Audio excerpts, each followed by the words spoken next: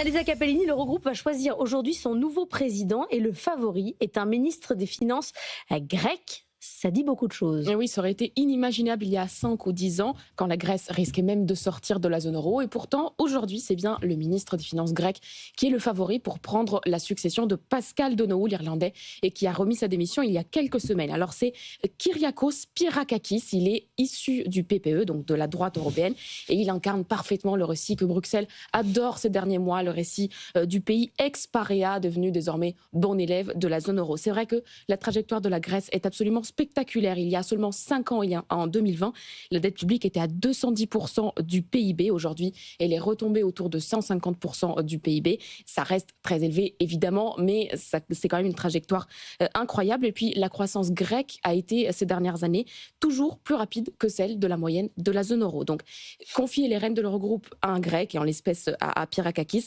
reviendrait à affirmer que, oui, la page de la crise est définitivement tournée et que l'Europe est prête à avancer unie. Il y a un autre concurrent, il est belge.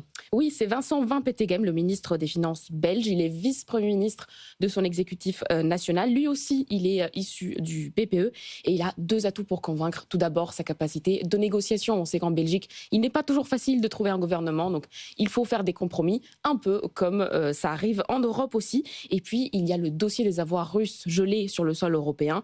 On sait que le gouvernement belge est très très réticent à l'idée de les utiliser pour un prêt à l'Ukraine parce que la société Euroclear qui héberge ces fonds est une société belge et donc Bruxelles craint des représailles de Moscou. Donc peut-être qu'avec Van Petegem à la tête de l'Eurogroupe, la position belge pourrait s'assouplir un tout petit peu. Mais alors l'Eurogroupe aujourd'hui, est-ce que ça sert encore à quelque chose? On en parle moins.